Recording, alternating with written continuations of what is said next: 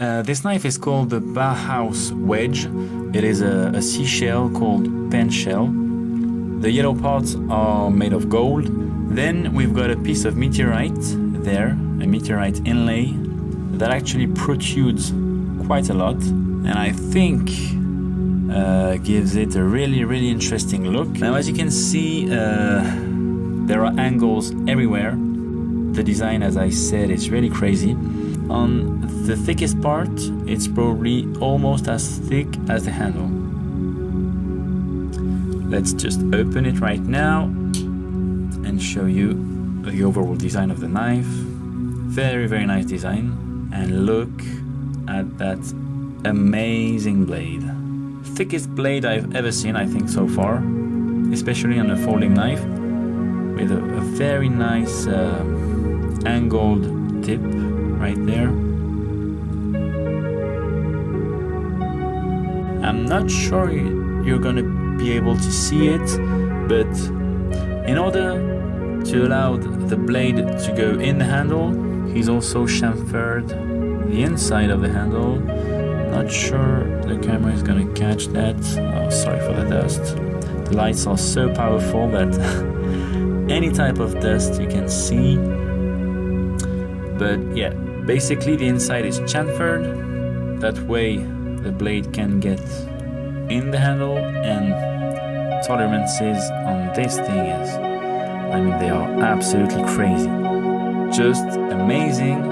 I can't even imagine the amount of work. Let's open the knife so that you can see the blade. So it's a very kind of Art Nouveau style design.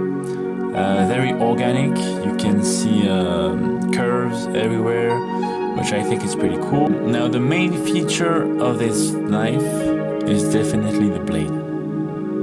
Look at how thick the blade is. As I said, very Art Nouveau style, and the main feature for me is definitely the blade, although the handle is just as amazing. But I think Kim really thought about building these. This one, he was inspired by the shape of a leaf.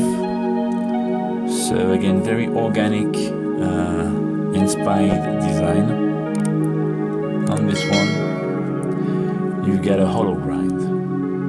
Again, all about curves. And this is the deepest hollow grind I've ever seen. Because of the thickness of the blade, I hope you'll be able to see this on the camera, because difficult to see, but just put your finger on the blade and you can really feel the deepness. Yeah, so that's it. It is a backlock,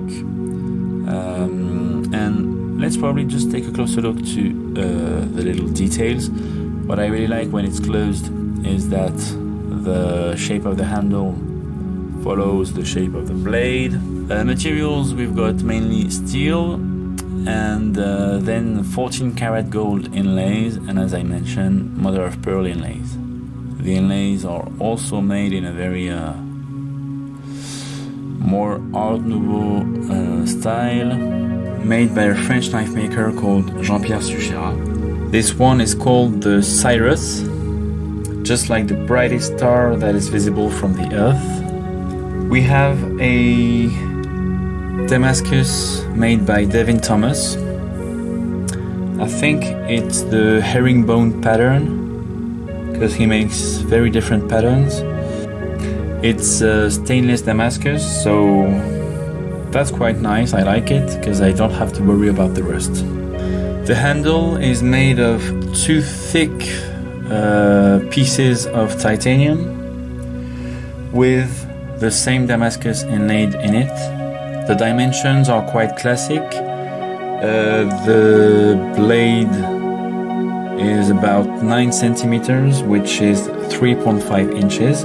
The handle is about 11.5 centimeters, which is 4.9 inches, for a total length of 20.5 centimeters and 8 inches. It's a backlock knife with quite a strong detent. You have to press quite hard to close it. but at the same time it has a very smooth action. I think it's perfect like that, because it's not going to unlock easily when you hold the knife like that or when you use it, but at the same time it has a very nice action. The little thing that I really like about it is the little click that you hear when you press the button. Don't know if you heard that, and I don't know if he made that on purpose, but it's a really nice detail that I really like. Just a few words about the maker, as I usually like to do. So this knife was made by Corrado Moro. As you can guess, he's an Italian knife maker. He's not been making knives for so long. Before, he was a technician specialized in design engineering, project development and milling. And you can really see that he put all his skills in that incredible knife. This knife is called the Tourbillon, from the famous watch complication. It also means whirlwind in French, to make a knife like that. And that also you will understand why when you see all the amount of work that goes into that knife. You've got a RWL34 stainless steel on that blade, which is a powder metallurgy produced steel.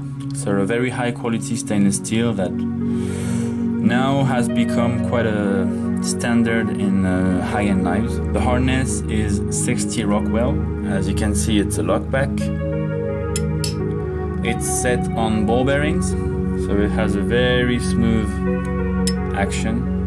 The blade length is 8.5 centimeters and the total length is 20 centimeters, which is about 3.3 inches for the blade and 7.9 inches for the whole knife.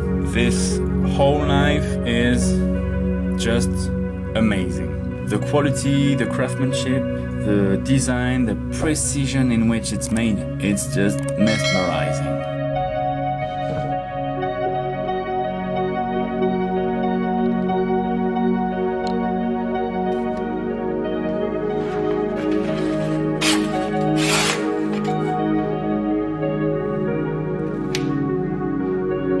Okay, this is for the impatient, and the gods know how many impatient people there are on YouTube. So here you go, the weirdest knife mechanism I've ever seen. This is how it opens. There you go, weird design. You have seen it now you can stop watching. Seriously though, I reviewed this knife a while ago, very slow opening and closing, so that everybody can see how this works. And some close-ups here. This is how the mechanism snaps into place, and it also has a safety right there. What that's supposed to do is when it's closed, you use the safety to basically just lock it up. So when the safety is engaged, there you can see it's closed, not opening, although the safety feels kind of flimsy, so who knows how long that would actually work. By the way, in case you're thinking this is dangerous, nope, it is not. It cannot close on your hand if you have it in there like that. The opening parts of the grip actually push against your palm, so it cannot close any further than that. So it is actually a pretty safe design overall.